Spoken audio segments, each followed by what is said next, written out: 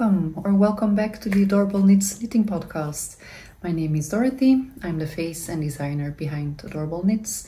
I live in Antwerp, Belgium, with my wonderful husband and our two little girls, Renee and Gabriella, and our two cats. In this knitting podcast series, I talk about knitting, about my designs, both old and new, about future ideas, about call for test knitters, pattern releases, about yarn, anything knitting related really.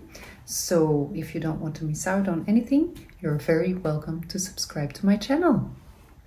This is the 5th episode already. It has been a crazy couple of weeks. I've been very busy. I've been working a lot. I had a lot of pattern releases. It's time for a little Christmas break. I need it. I'm tired. That's the thing with being your own boss, I think. You just keep working constantly. So yeah, Christmas break. I'm also having my birthday this week. Today is Tuesday the 19th, and I'm having my birthday tomorrow, the 20th. I'm turning 40 years old. My God, time flies. Yeah, but loving every day of it. So it only gets better when getting older. So I'll be celebrating this week. Of course, I will have dinner with my family, my kids, and I will have a party later this week. So I need to finish some things for work, and then it's time to relax and to rest and to celebrate. So I'm looking forward to that. Last time I took you along with me for a couple of days during a work week, which was fun. Was nice to do actually. So this time I was thinking to maybe do a Q&A. I've reached out to my followers on Instagram, so I will answer some of your questions in this episode. But first, we're gonna talk a bit about knitting, I think. So let's do that. First thing, I've actually released 2 new patterns today, this morning. As said, today is Tuesday, so the pattern of the ginger neck is now available for kids and adults, and I'm very excited because I've been wearing it a lot and I love it, so I hope you will love it as much as I do. So as said, it's both for kids and adults, and I'll show you the kids version first. So it's all cables and double twisted rib. You already know that's my favorite. So I've used alpaca socks. I'll show you first another color so you can get the tags. I've used alpaca socks and cashmere dreams from Lang yarns, which is a fantastic combination really, because it's super soft and very warm, and I know it's an expensive yarn, both are actually, but the quality is next level, and you only need 1 skein of each, because this is what's left. See, you can easily make one, well, there's not that much left. You can make one for kids using 1 skein of each. And then you have this. So, super soft, perfect for kids. One of my test knitters, Sandrine, used another combination which is also perfect for this one. And I now have to try it, of course, because she's so enthusiastic about it. She used fingering weight merino and suri silk, both from Olivia and Oliver fibers. which is a yarn brand, for a hand-dyed yarn from the Netherlands. And Tam from Olivia and Oliver Fibers makes the most beautiful colorways, so definitely something you need to check out. I've used her yarn before for the Gabriella tee, and it's gorgeous. So I will have to order some Suri silk to test it, because it's very soft and perfect for kids. And then, well, I'll have to try it. So for those of you who don't like mohair, that could be a great alternative. So yeah, another yarn for my very long to try list. Yeah, and that is getting longer every day. You could also use merino and silk mohair, of course, as I've used for the adult version, which I'll show you next. But for my kids, that's just a no-go. Mohair won't do, they hate it.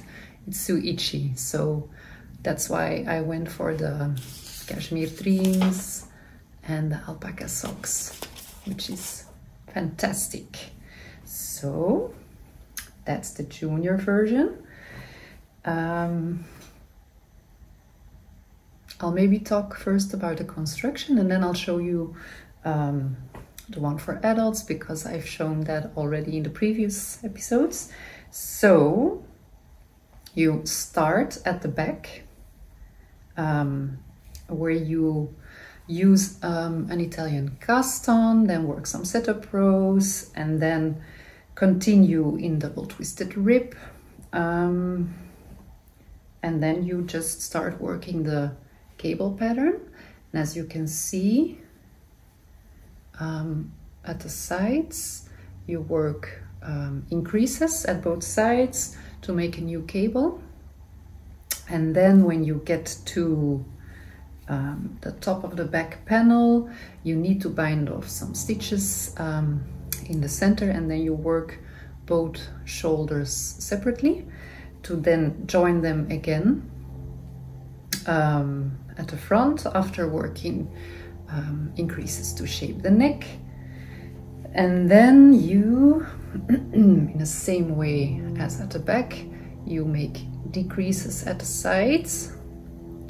So you decrease the cable there, end up with a hem in twisted rib, and then an Italian bind off.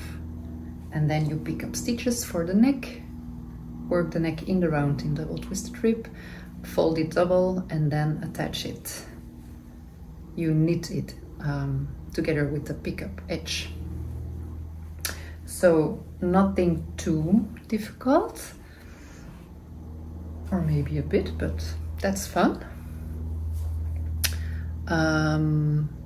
Yeah, and it doesn't take that long to make, really, especially for the kids. And this one is, of course, my beautiful, beautiful, oh, look at this color. Okay, this is the one for adults, which is made in Mayo yarn. This is the color Poppy, and it uses merino and mohair together. And it's worked in the same way, but just, yeah, it's a bit different because it's for adults.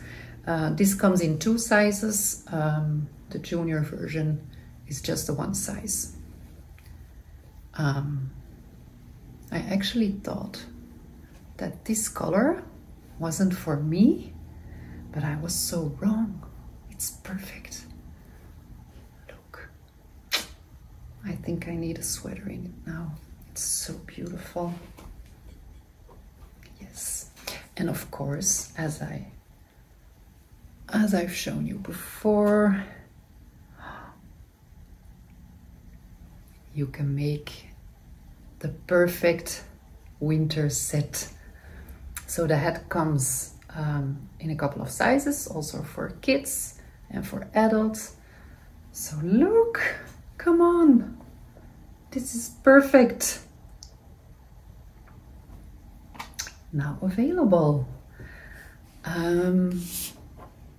So yeah,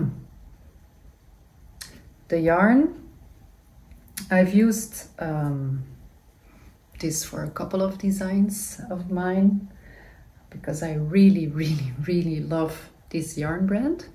And if you don't know it yet or haven't heard of it, you really need to go and check it out because their color palette is just spot on, really, and the quality is fantastic. So I highly recommend Mayo. So that's that for the, I think that's everything maybe for the ginger neck. Yeah.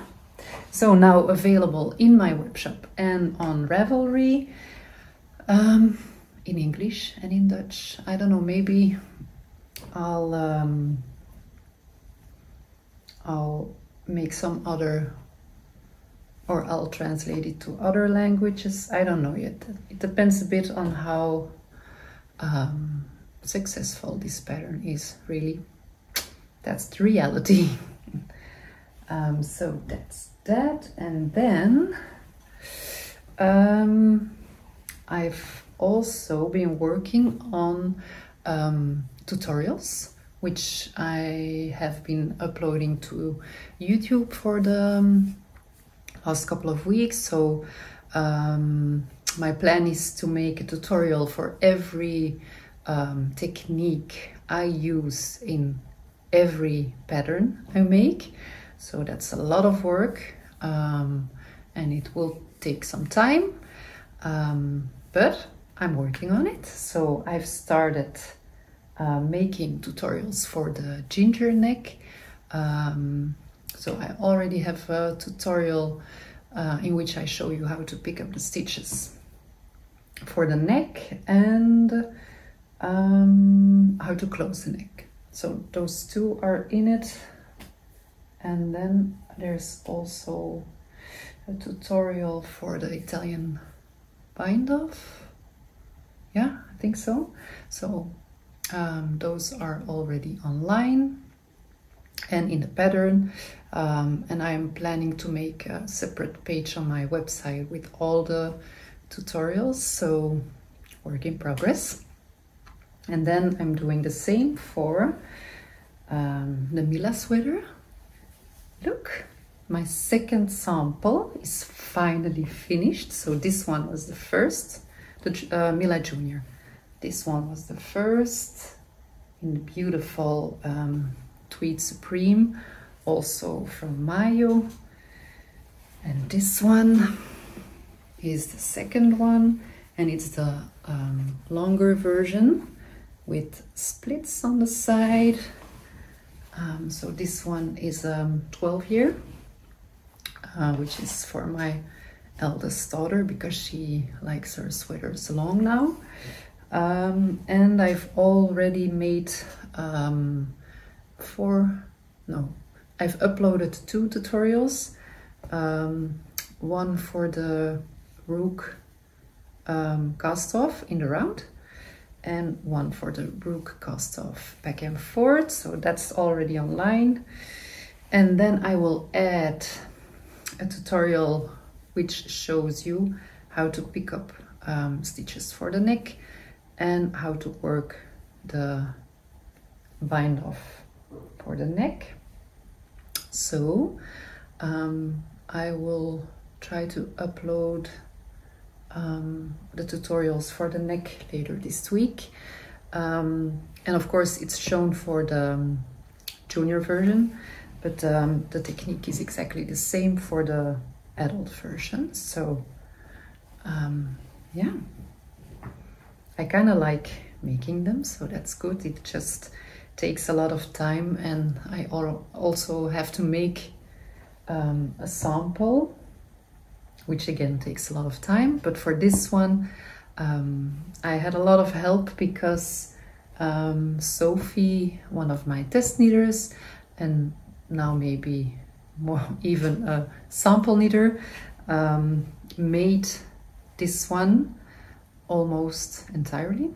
So thank you so much, Sophie. I only needed to add the cuffs, the hem and the neck. So yeah, that was very helpful for me because I'm struggling to find time to do everything myself. So thank you, Sophie. So that's that, and then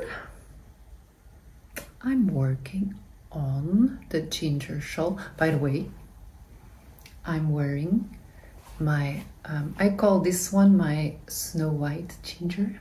This is the ginger sweater.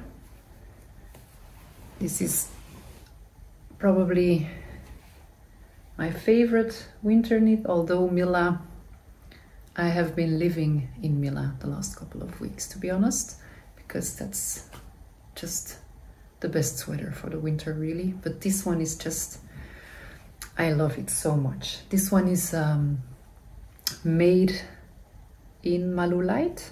Yeah, Malulite from Lang Yarns. Absolutely beautiful. So my Snow White ginger. It's ginger all over. Ginger love. So the ginger shawl. I've made some progress on it. Yeah, and I love it. It's beautiful. Just love the cable texture. And I'm using my beautiful project bag from the Knitting Swan, which was very kindly gifted by Tao from the Knitting Swan. I talked about it in my previous episode a lot, so if you want to have more info about it, you can check my previous episode. And also, I won't talk about it too much, but I'll share this. If you want one for yourself, you can get a 10% discount if you use the code Dorothy. I'll add it to the description box too. So gorgeous project bag, very firm, very, yeah, beautiful, just perfect. So, ooh, this one is almost finished. It's long, it's long.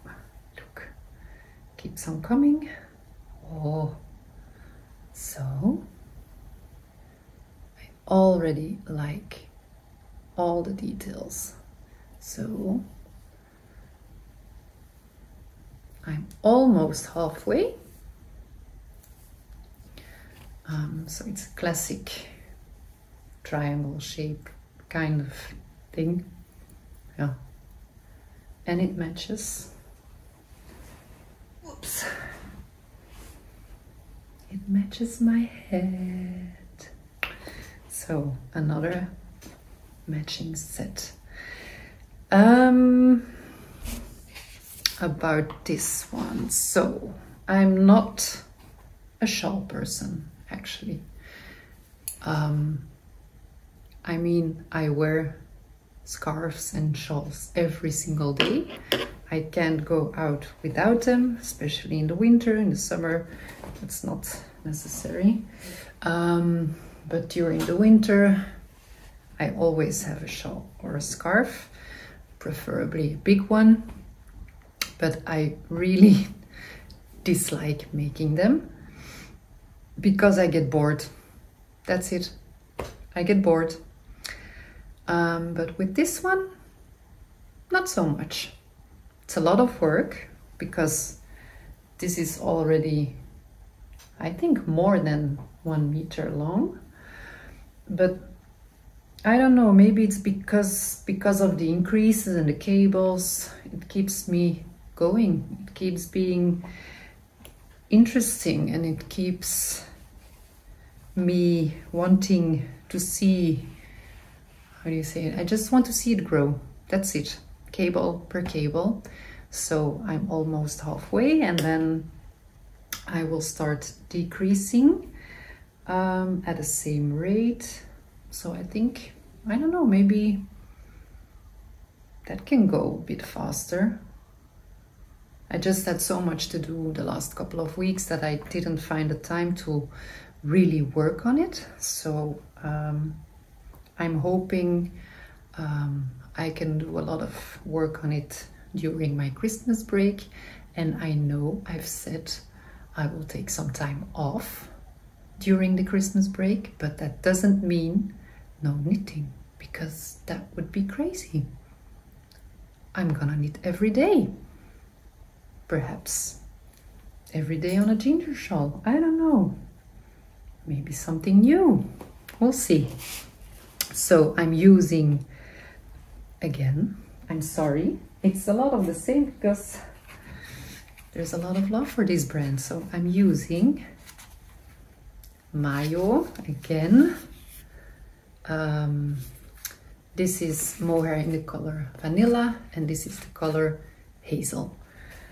Yeah, I think it's just perfect combination. So and I've already shown you, wait, I'm going to put this away first.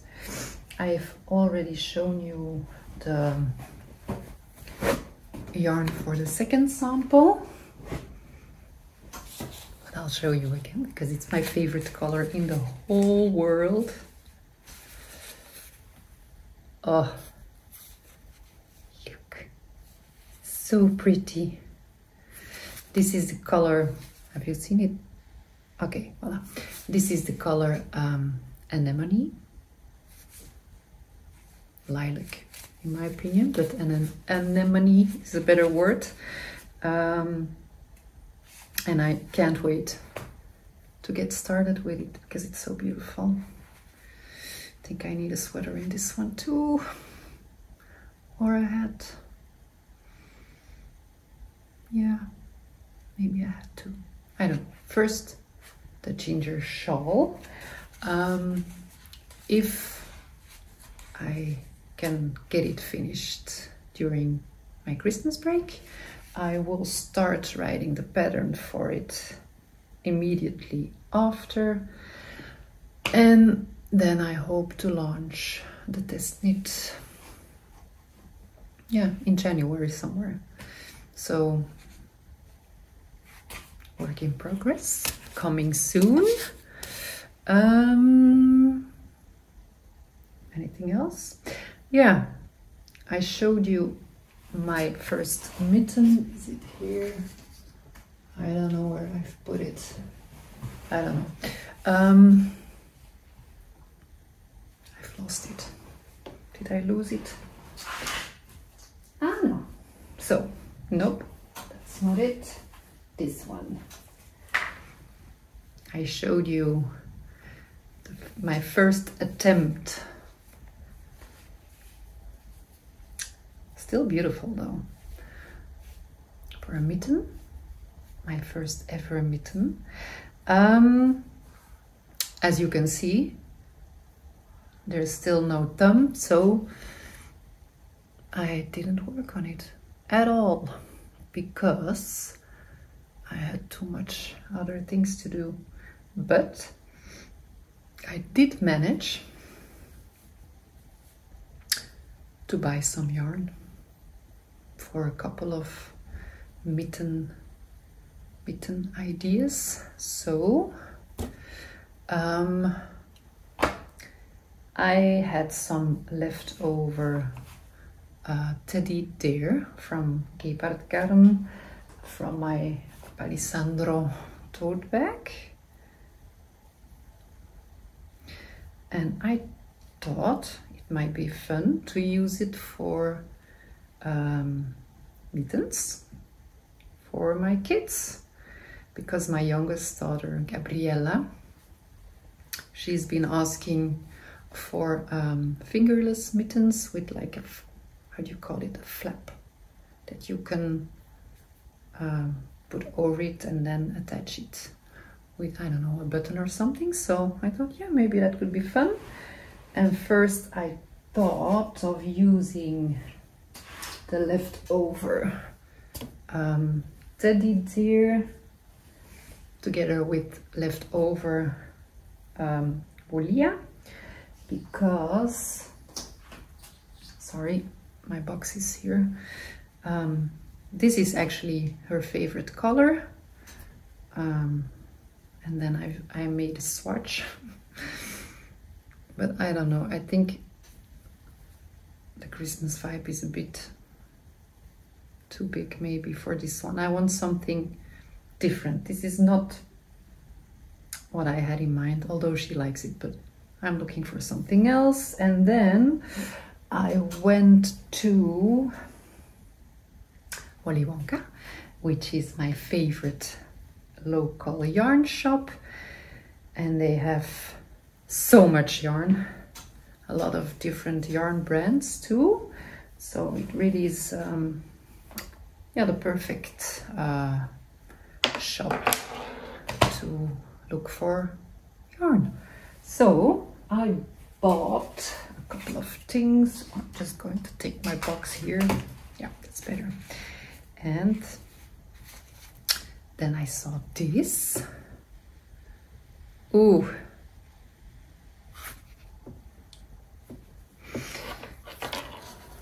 So together with the pink, I'll show you like this. That could work. Or then I saw this one too. Maybe for, I don't know, like color block mittens or something. It's still a work in progress, as you can see. But then I also bought, where did I put it? The neutral color, because this works too. And I thought maybe for me, because I love mittens. So that's that. And then I also bought like a gray color to maybe make mittens for my father as a Christmas gift, but then I will need to finish them in. So today is Tuesday, and we're going to celebrate Christmas with my parents on Saturday. So yeah, I don't think that's gonna happen. Who knows? Maybe. We'll see. Or maybe one. I don't know. So, work in progress. Maybe I can work a bit on that too during my Christmas break. We'll see. I don't know. So, that's the Pura Lana from Gepard. I really wanted to try that one for a long time because I think it's very warm and perfect for the mittens. Yeah. And then, because I talked about the teddy bear and the Palissandro, I released the patterns for both the Palissandro purse and the Palissandro tote bag. So last episode I took you along with me for a couple of days, and you saw me working on the Palissandro tote bag a lot, making the lining and stuff, and then I was still in doubt about the color for the handles, but now I've decided. Dun, dun, dun, dun. So beautiful, look. So I went for the whiskey color, and I think it's so beautiful. So I already regret that I'm giving this one away as a Christmas gift to my mother, because look at it, it's just perfect. So the thing is, it's my mother, and I know she will love it as much as I do, so that makes me happy. But I will have to make one for me too, because I just love it so much. I've already used it once just to try it out, and I took it with me to Willy Wonka and used it to put all the yarn in that I bought. So beautiful. Okay, I think that's all for the knitting part. Yeah, that's all for the knitting part. So let's do a bit of Q&A now. I took some notes. Gonna have a bit of coffee, sorry. It's cold coffee already, of course. I was talking too much. Okay. The Q&A. So I've asked you on Instagram if you wanted to know things about me or Adorable Knits, and a couple of you sent me some questions, so let's do this. The first question is, do you miss your previous job as an interior architect, and what is it like being a full-time knitwear designer? Well, I don't miss my previous job at all. Yep, that's just the truth. And I think if this wouldn't work out, because we'll still have to see if this will work out, I actually don't think that I would go back to being an interior architect. No, don't think so. Don't get me wrong, I liked my previous job. I did it for more than 15 years. I loved working together with my colleagues. I was very lucky to work with a team of wonderful people, and I of course miss like the contact with them while working, because now I work alone, but I don't miss the work or my job as an interior architect, because doing this, becoming or being a full-time knitwear designer, is a dream coming true for me. It is something that I didn't know I had in me when I was younger, because I didn't know how to knit that in first place. But of course, designing has been a part of me since I started studying. So in my previous career, I designed on a much bigger scale. I worked for different bureaus, so I did everything in my whole career, or worked in different parts, or I don't know how you say it.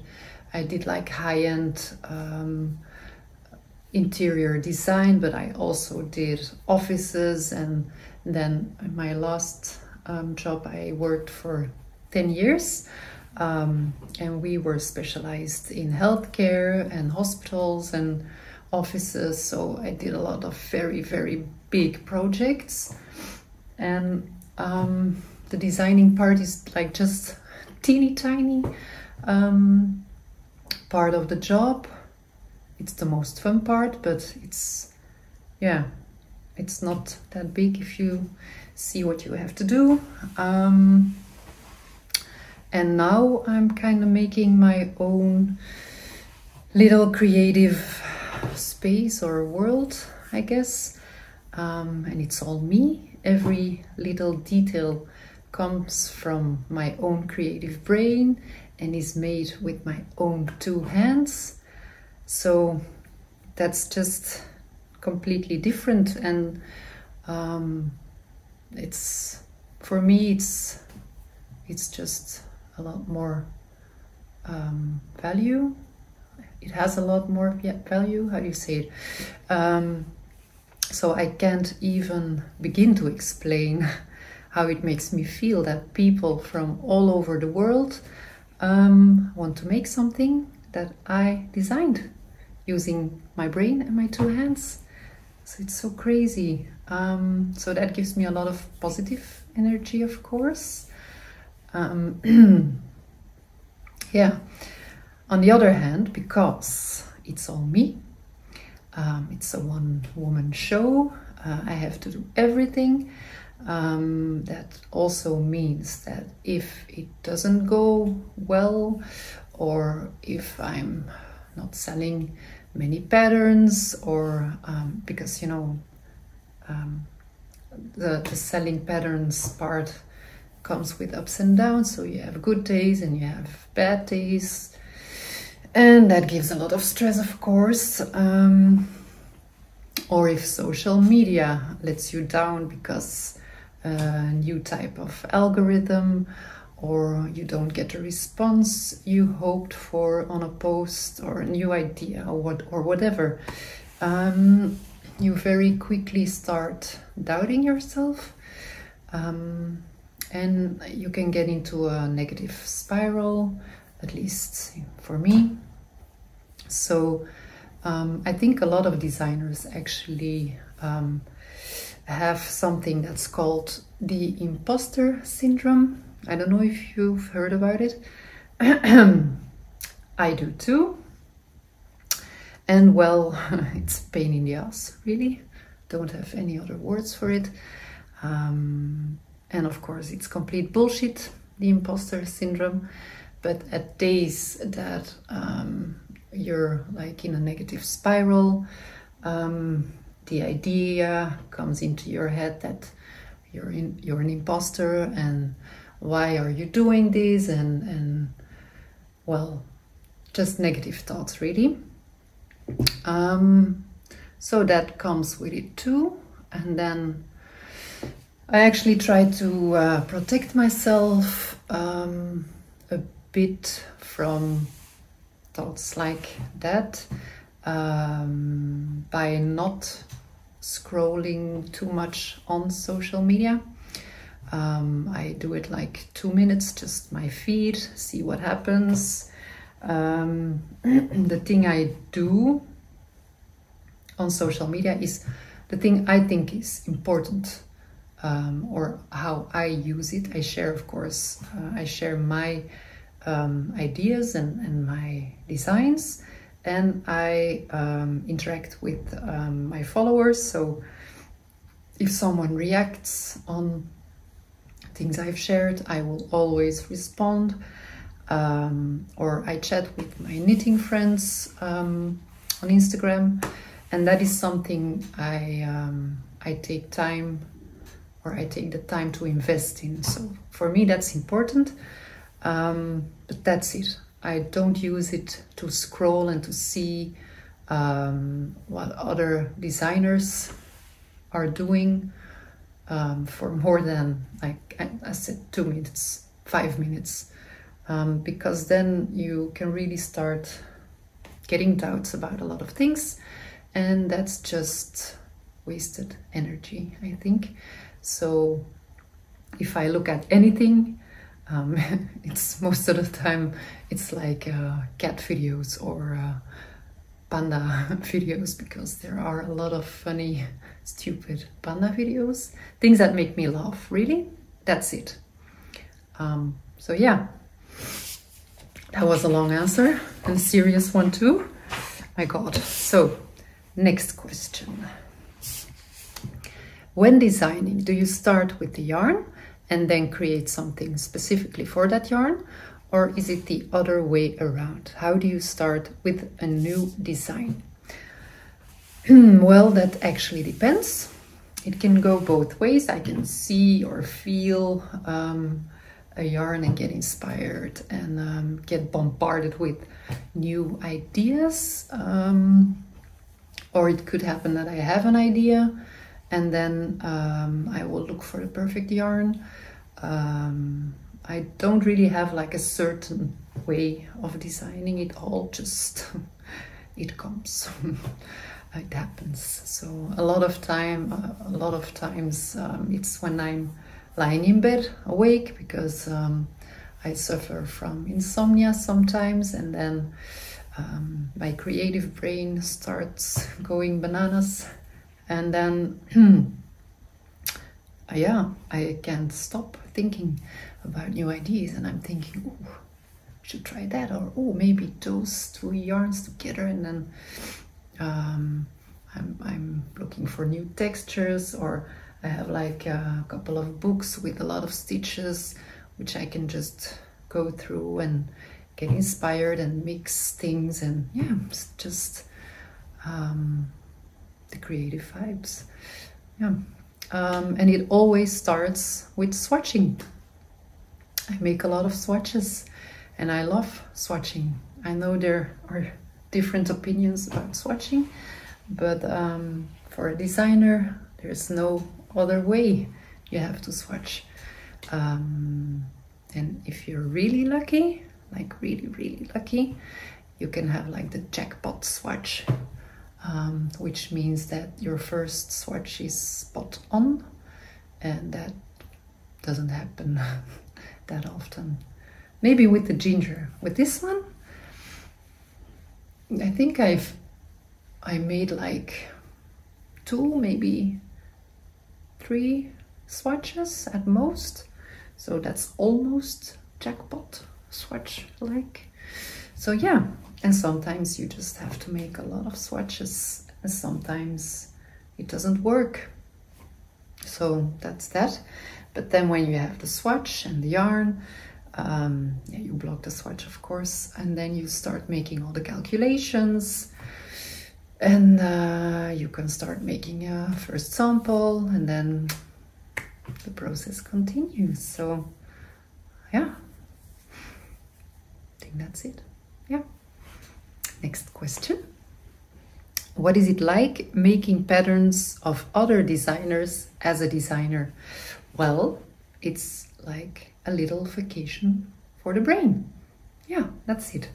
I try to do this at least once or twice a year, during like a holiday, or also when my creative brain gets stuck, then it always helps to just like take a break and then press the pause button and just make something from another designer.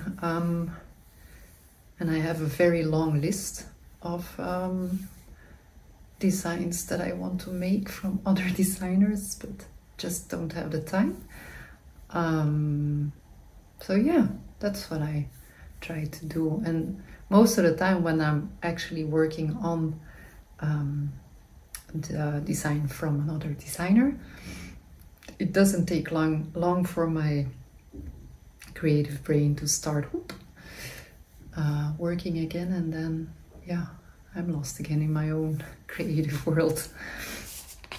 Okay, next one.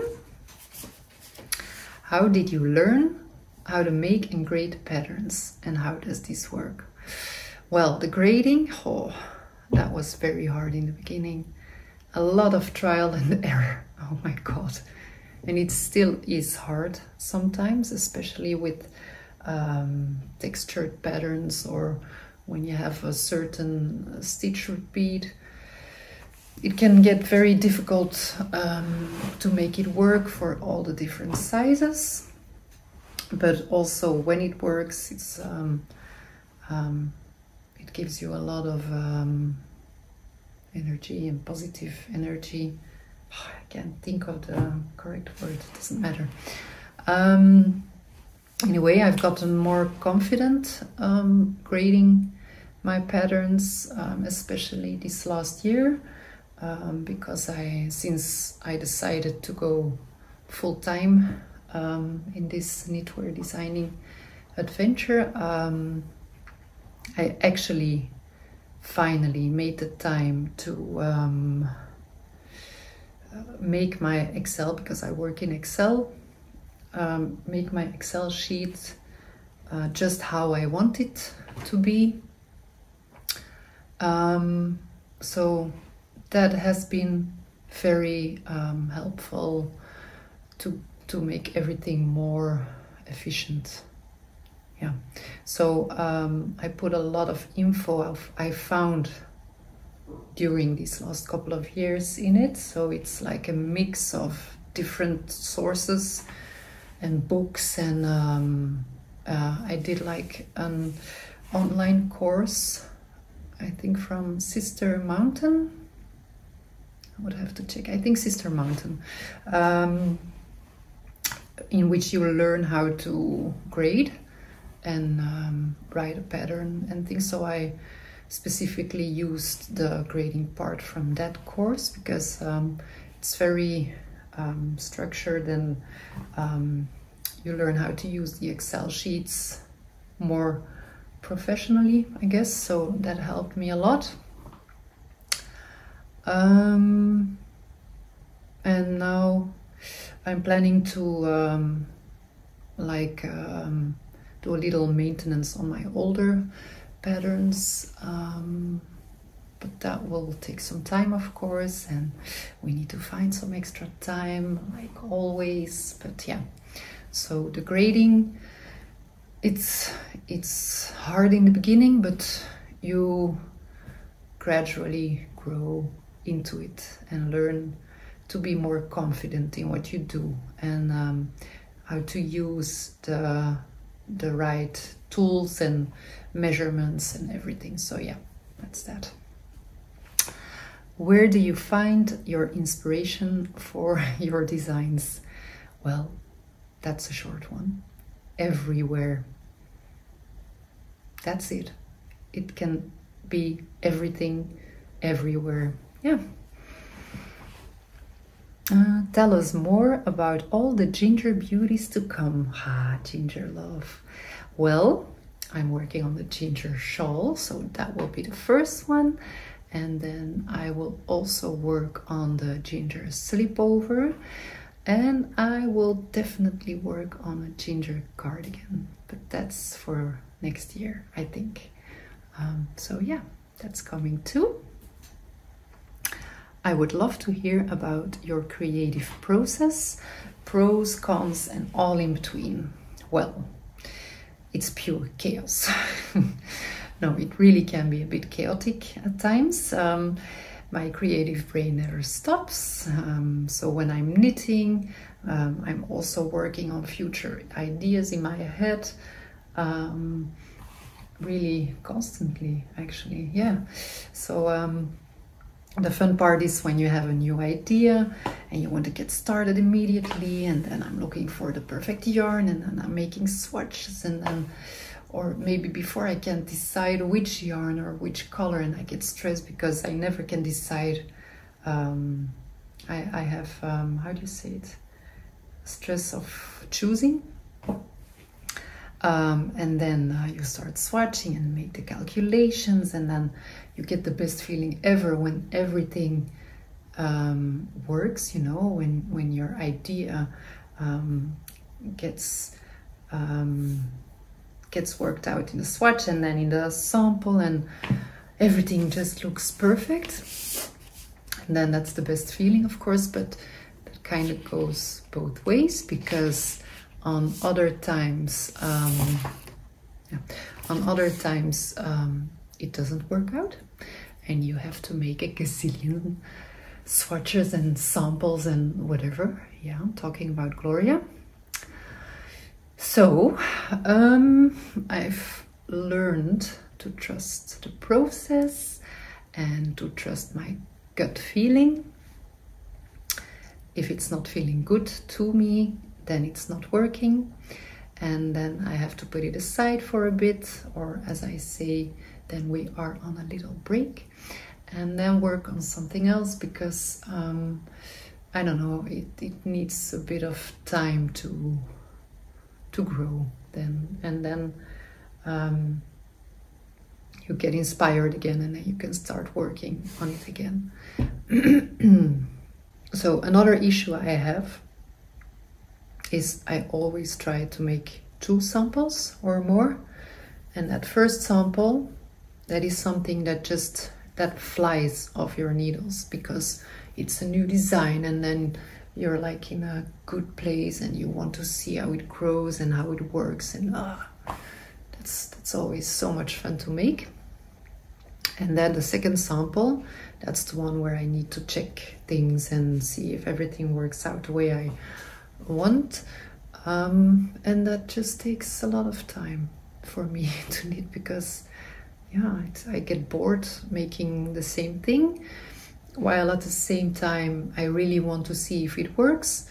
And then I try a different yarn combo, for example, to keep it interesting, but still it takes forever. And then my creative brain is already onto the next 3 new designs, and I want to work on those. But it still needs to get done. So yeah, I'm a multi knitter, so I always work on different projects at the same time, also to keep it interesting for me, I guess. So now that I do this for a living, I'm a bit stricter with myself, and I push myself to finish things before I can start working on something new. So I have to-do lists which I have to finish first. So I'm getting a bit more organized. So I've also made up planning for the next year to help me stay focused. This planning is not like, it's not, I don't have to follow this like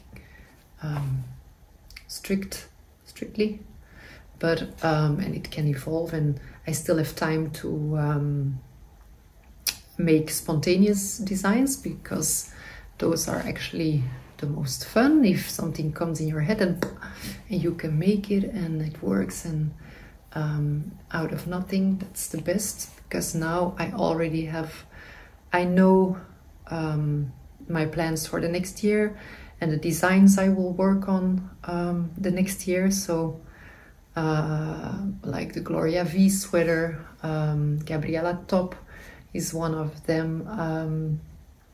I also have like the Charlotte sweater with the turtleneck, and I have the Gloria winter edition, and then perhaps the ginger cardigan, and I'm thinking of a colorwork sweater, and maybe a first sweater for men. So I have a lot of plans and ideas, and like a couple of them already planned for a specific time during the year. And then yeah, I still have spontaneous ideas that come in between, so that's fine. And I also try to work with the seasons a bit more, because that's something I had a bit of an issue with the last year, because it seems I'm always late. If you look at a timeline for a design, you know, you have the designing process from like the birth of a design, where you swatch and do the calculations and make the sample, and then you have to do the grading and write the pattern, send it to the tech editor, launch a call for test knitters, do the test knit, and then launch a pattern. And depending on the type of pattern, if it's like a sweater or an accessory like the ginger neck, the timing is completely different, you know, because for a sweater it takes up to 3 months or more for just one design. And then you have to think, okay, now it's winter, or the winter begins this week, but it's not the right time to work on winter knits anymore, because if I want to release a winter sweater design and I still need to write it and have it tech edited and then test knitted, well, then it's spring. So those are things I have to take into account. during my designing process, but I'm learning, so that's why I also decided not to work on the Gloria winter edition anymore, because it wasn't realistic, and then decided to work on the Gloria V-neck. So I will start working on that one probably in January too, so it can hopefully be released sometime in early spring. Same with the Gloria top for kids. I want to release that early spring or mid-spring. So yeah, a lot of things I have to think of during designing, but that's fun too, you know, it's a learning process. So I think this is the last question. Yeah. Where did you learn to knit? How to knit? How many years were you knitting before you started designing? And how did you start designing your own patterns? Well, I learned how to knit when I was a little girl in school. I think, how old? 9 maybe? 10? I don't know. Something like that. 10 years? But I failed. That wasn't a success at all. And I hated it. I really hated it, actually. So, not a big success, my first experience with knitting. But then I rediscovered it 4 or 5 years ago, I think, when I was going through like a bit of a hard time. And then, yeah, never stopped. Yep, that was a big success. And I first started with this crochet kit that I received as a birthday gift from a good friend. And it had been like in my cabinet for a long time, and then I saw it and I thought, maybe this is something I need to try, because I had like a burnout-ish, burnout probably, thing, and I needed something to I don't know, give me positive energy, I guess. And then I tried that, and it really made me feel good. So I think a couple of days later I went to a yarn shop, and then I saw the knitting needles, and I thought, maybe I should try that again. So I did. I first tried the straight needles, and I made like little blankets and things for my kids to play with. And then I very quickly started working on sweaters and things, and discovered circular needles. And then there's no going back to straight needles once you've tried the circular needles. So that was nice. And then I think it only took me like 1 year and a half maybe to start designing my own things. First very small items like scrunchies and headbands, and then my first sweater, which was the Lazy Sunday sweater, which is still a bestseller actually, so that's nice. And I actually learned how to knit from YouTube. Yeah, I did a couple of workshops too, yeah, so, but not, yeah, mostly internet. So yeah, and now we're here 4 or 5 years later, so that was nice. Okay, this was fun. That's all I have to say for now. I'm going to enjoy my Christmas break and first celebrate my 40th birthday, which is tomorrow, the 20th. So I will not make any episodes the coming weeks.